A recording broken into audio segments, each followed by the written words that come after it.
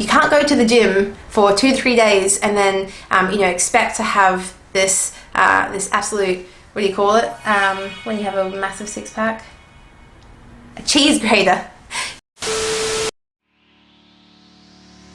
What's up, team? Welcome to my channel, the #1 place for coaches, entrepreneurs, and service-based businesses. Now, in this video, I'm super excited. I've put together 11 points of what I've realized, and also from my own research and analysis. I've been reaching out to people that I know and just collating some ideas. And so I've got it all jam-packed in this video to let you guys know what mistakes you can avoid and what you can be focusing as well to really have the highest level of success, or the highest chance of success that you can. Now, before we jump in, go ahead and like and subscribe to my channel. It helps me to reach more people like you. Now, I managed to grow my team and scale to healthy 5-figure months within the first year of doing business. I did this with the help of virtual professionals and also just through mentorship and coaching and things I picked up along the way. And so there's definitely a thing or two that I know you're going to get some value out of in here. I've got it jam-packed with some golden nuggets. So without further ado, let's jump in and get started. Now, in the entrepreneurial world and in the business world, when we're getting started, or maybe if we're already established, we live in a really convoluted and messy online space. There is so much stuff that's going about, and it can be really, really overwhelming, and quite frankly, it can be exhausting just seeing it every day in your face as well. So in this video, I want to cover my first point, which is consider your sources of advice very carefully. Basically, whoever you're taking advice from, just check that they actually have credibility to be giving you advice. We should not be taking advice from anyone who isn't where we want to be. Take advice from people who have accomplished more than you, and take advice from no more than 3 to 4 people as well. If you go around taking every Tom, Dick, and Harry's advice and they're trying to tell you how to run your business, things might go a little bit skew with there. Think of it like health coach. Okay, are you going to go to a health coach that doesn't necessarily look healthy? No, you're probably not. And so don't go to someone for business advice, aka friends and family and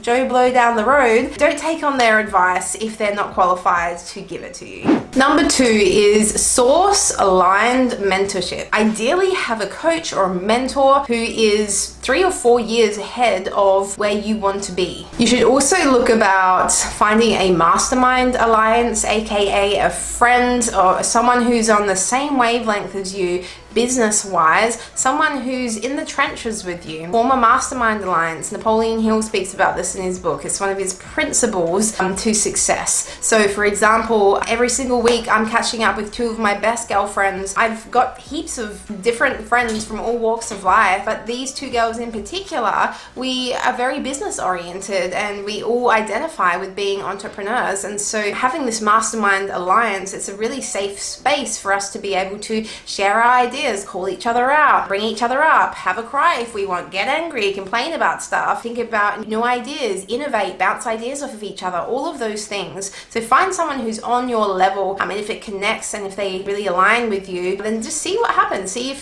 catching up is going to work for you guys, and if it's useful to your journey. It's been a game changer for me. I know it's been a game changer for thousands, if not millions of other people as well. Number 3 is forget about normal. What is normal? Normal, I think, is almost non-existent in this day and age. Stop thinking about what everyone else has done in business to become successful, because the chances are it's probably not going to work for you. And this is why I don't like these cookie cutter programs and then all this plug and play stuff, or you just plug it in and change the words around and it's going to work. No, it doesn't work that way. We are so individual. We have so many multifaceted aspects to us. We are nuanced as human beings as well. So forget about normal and what you've seen, and know that you have your own unique unfair advantage. And when I say unfair advantage, I mean this being what's actually unique to you. So it's the meaningful experiences that you've had in your life that no one else has had. That is your unfair advantage. An example of this is, talents that come naturally to you. For me, for example, I really identify with this whole queen efficiency thing. I just have a knack for identifying areas that are lagging, and I know how to cut corners and do it better and do it quicker and do it more efficiently. I'm really great at increasing productivity. I'm awesome at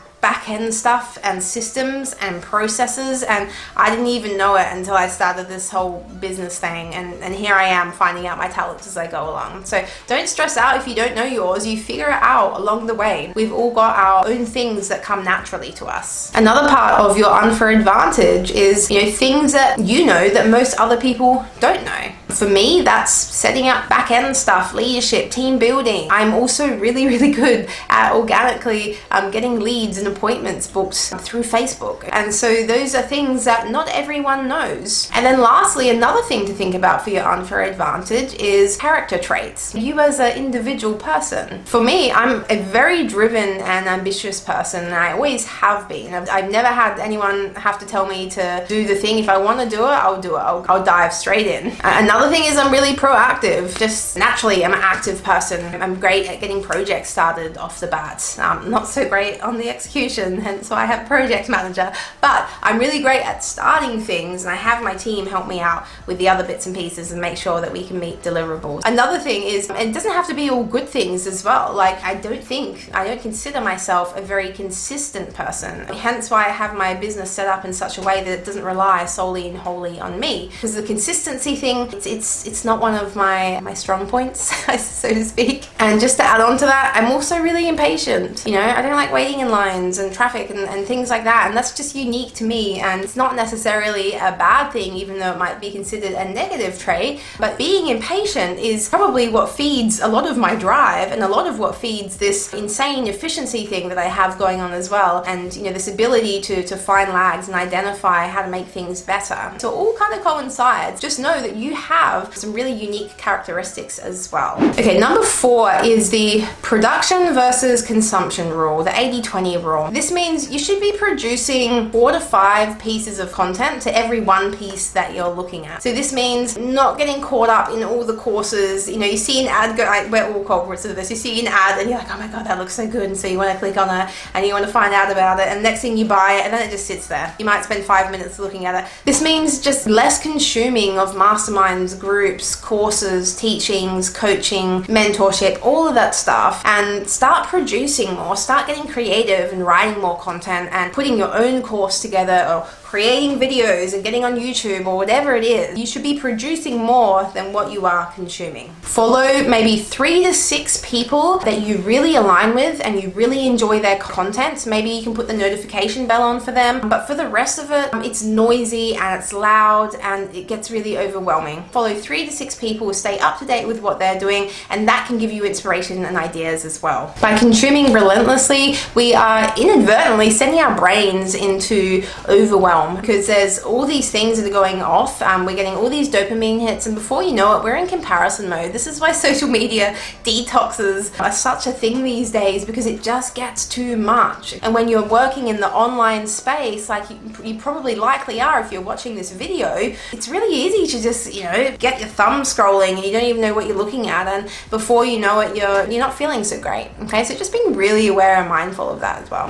Okay, number 5 is about imposter syndrome. Getting past feeling like an imposter. Pretty much everyone is. And the actual definition of this is imposter syndrome means believing that you are not as competent as what others perceive you to be. So you're in this position of being an imposter, and all these people think you're really good at the thing, but you're like, actually, am I really good at the thing? Why do they think I'm good at the thing? And you start to, the self-doubt comes in, and limiting beliefs and all of that. Just know that we're all just figuring this shit out as we go along. All of us. We weren't born with all these skills and knowledge and intellect. We learn these things along the way, and we all have to start off somewhere. Get rid of that little thing, process it however you need to do, and just know that we are all human at the end of the day, trying to make our lives better. And I always think in my business and what I'm doing, I just want to leave people better off than when I found them. And if that's something that you're striving to do, then awesome. Have that belief in yourself and know that you're on the same boat as everyone else. If you look at all these amazing famous people that are doing their thing, they look really confident. Just remember that we all started off somewhere. Number 6 is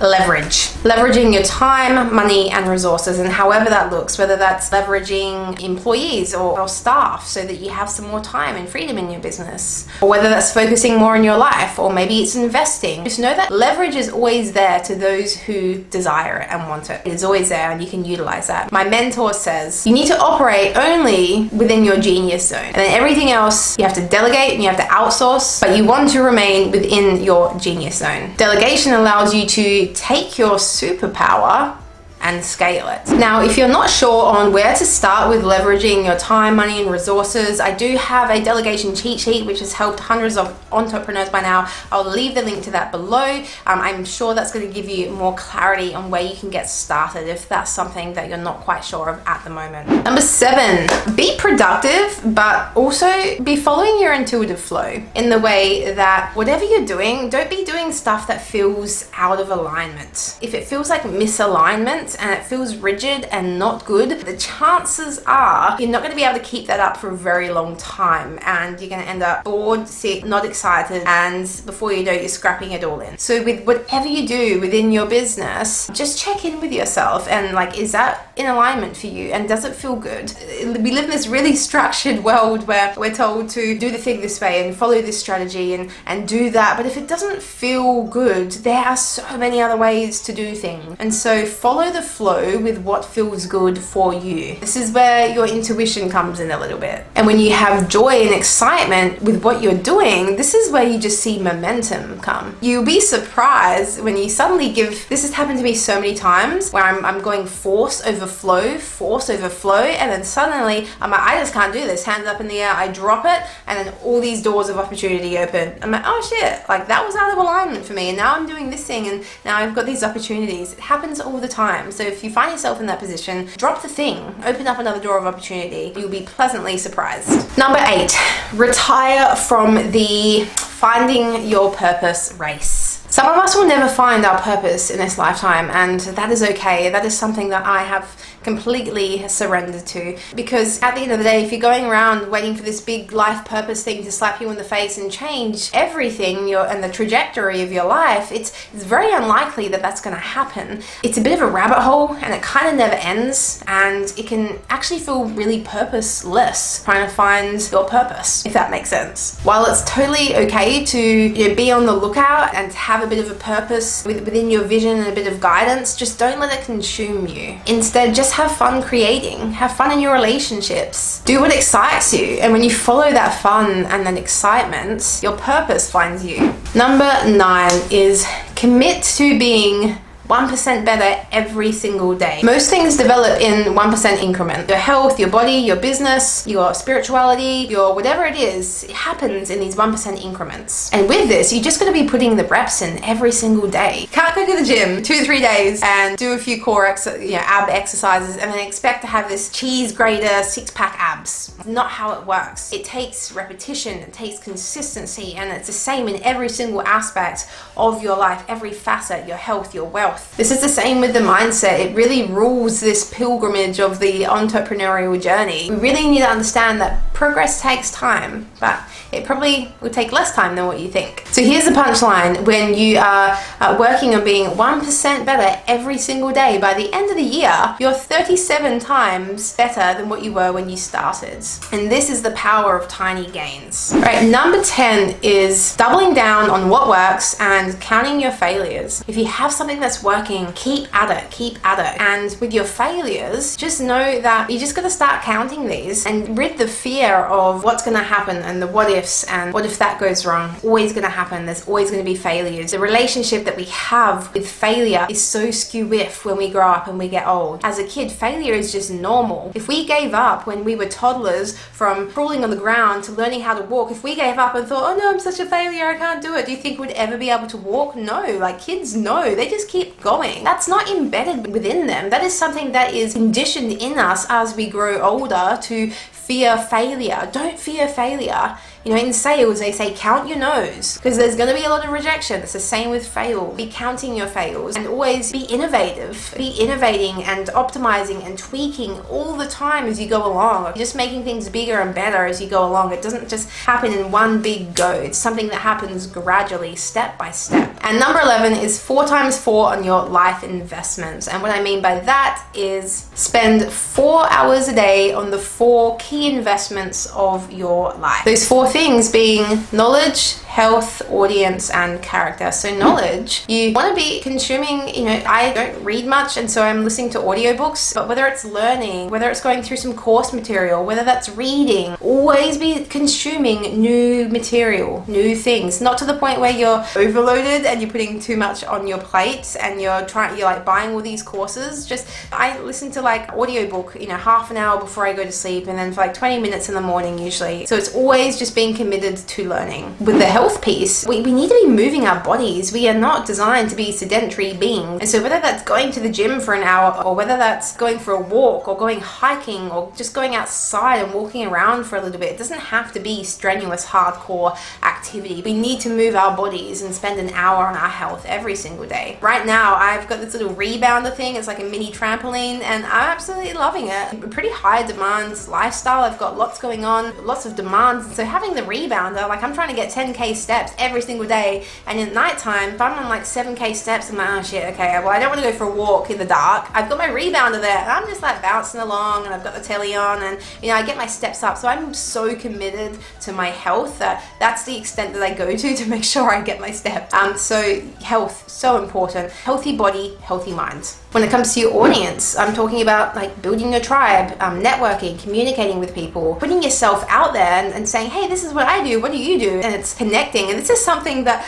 I'm not naturally very good at. I'm a bit of an introvert. I'm also very extroverted sometimes, but for the most part, like I do keep to myself a lot. And so this year I really made it my thing, like, okay, I want to talk more with people. I want to put myself out there more. And I manifested it, and I started talking about it more, and I started reaching out to more people. And lo and behold, now I've got people that are reaching out to me for partnerships and collaborations. And so that's what this kind of a mentor does. When you've got the intent there to do the thing and you go out and you do it, you just like watch it roll, baby. Like it'll roll, and then you're like, suddenly you've got so much momentum and things are really going well. That's what I mean when I'm talking about audience there, spending an hour on that a day. And then the last piece being character. So it's really going internal. So you might be reflecting, or you might be contemplating as well. I'm a big fan of contemplation. Richard Rudd, who's the founder of Gene Keys, talks a lot about contemplation as well. And that's been an absolute game changer for personal development if you want to check him out. But it could be meditation as well. So just spending an hour like reflecting every single day, and you know, might just be you thinking about gratitude as well.